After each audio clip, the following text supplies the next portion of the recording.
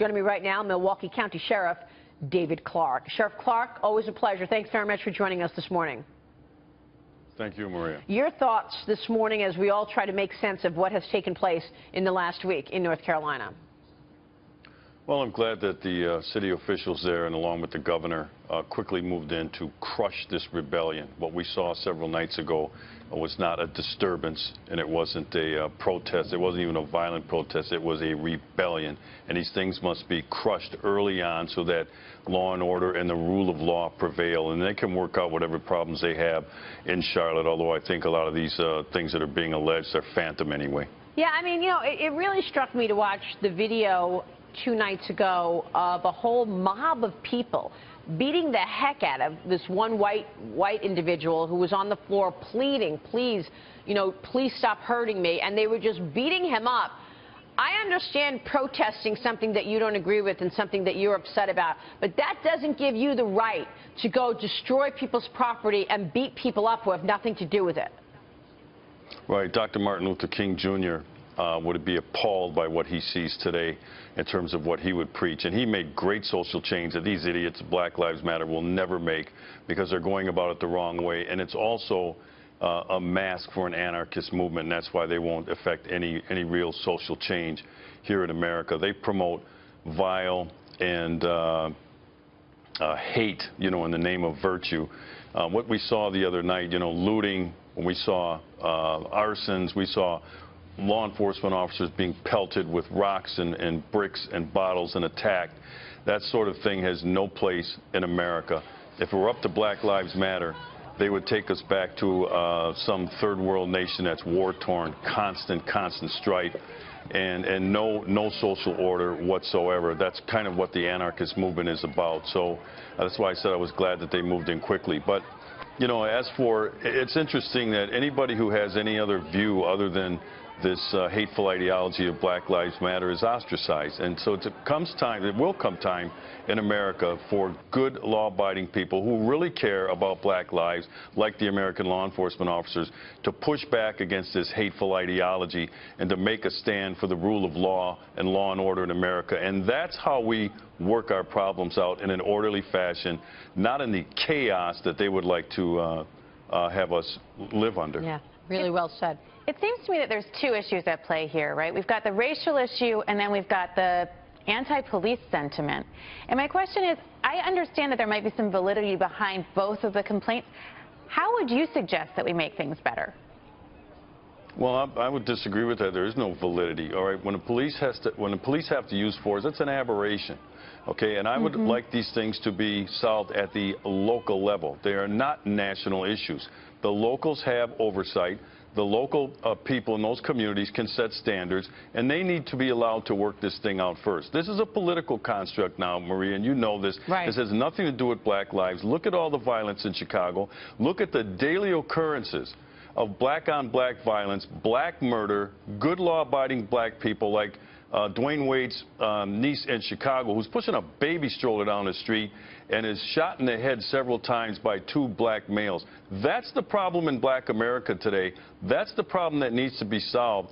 But instead, you know, they turn this into a political construct, and they want to make the police the bad guys here. But we're far from trying to make this about the police and think we're going to solve anything. Yeah, that's Sheriff, right. James Freeman here at the Wall Street Journal. Wanted to sort of expand on that a little and talk about what you're hearing from the black community in Milwaukee. We often see in polling African Americans kind of conservative, sort of law and order voters on a lot of issues, but then of course they tend to vote for Democrats who have largely embraced the Black Lives Matter movement. What is your sense in your community of the sort of what percentage, I don't know, maybe not strict percentages, but who's for law and order and who's more for Black Lives Matter? Well, that's an interesting phenomenon because, you know, when it comes to the black community, when it comes to black people, we want safe communities. We want law and order just like any other demographic in the United States. So what I'm hearing and what I see, I mean, we had a murder yesterday again here in Milwaukee. I think we're at 99 for the year. And you look at these crime-ridden neighborhoods, And when the media, local media goes out and interviews the neighbors and the people that live in the community, the black community, they'll tell you, hey, we're tired of this, we're tired of the gunshots, we're tired of the violence. But then, like you said, when it comes to the politics, it's a different phenomenon. I really can't explain that sort of behavior, but let me be real clear on this. Black people do not put up on, you know, as a whole, with this violence, with this rioting, with this assault on law and order and assault on the American police officer. They know they need the police more so than a lot of other neighborhoods. We saw what a neighborhood without police or a city without police looks like several Memorial Days ago after the riots in Baltimore, when the police did pull back and 37 people were murdered in a weekend. In a weekend. And that sort of thing goes on in Chicago on a daily basis. How could anybody possibly think that by rioting in the streets is a good way to actually be taken seriously and solve the problems that they're saying they're having? Is there any benefit to that at all, or do you think they're just mad and they have no control? I don't understand. Yeah, it's primitive behavior. It's culturally dysfunctional to think that stealing a pair of tennis shoes out of an athletic shoe store or committing arson and burglary, you know, is going to solve any problems. Those are opportunists. Those are individuals who are just reacting to circumstances. They're not thinking. You know, that's why I call this, you know, culturally dysfunctional, and I call it you know, we're just reacting to circumstances. Yeah, they see an opportunity and they take advantage of it. This thing is being exploited. Leadership. I mean, it was incredible to me that President Obama was in New York last week, the day after the bombings in New York and in New Jersey, and he didn't say anything. What does he need to be saying to bring people together, to make sure people understand there's no room, there's no place for the looting? We need to come together and discuss it and fix what's wrong if there are wrongs being done, and actually understand that we're all in this together. How can he do that and communicate that to people, and why isn't he? Well, he can't, because he made his bed and now he's got to sleep on it. He's one of the ones early on that was fanning the flames of this racial discord in America instead of exhibiting leadership. And now what you get from him are mixed messages. He may come out and say rioting is wrong because, you know, we all know who wouldn't say that. But then he'll turn around later that day, if not right after he makes that statement, and he starts bashing the police. He starts talking about racism being systemic in America, which is a lie. So, you know, for him, don't look for leadership from President Obama. You're just not going to get any. Somebody else is going to have to step up. All right.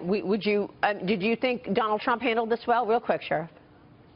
Sure he did. Sure. And I think that will allow the nation to begin healing with the change in leadership in the White House, and it's not going to come from Mrs. Bill Clinton, who's made it clear she's going to continue the policies of Barack Obama. All right, we'll leave it there. Sheriff, thanks so much, as always, for your leadership. We appreciate you joining us today. You're very welcome. Sheriff David Clarke there.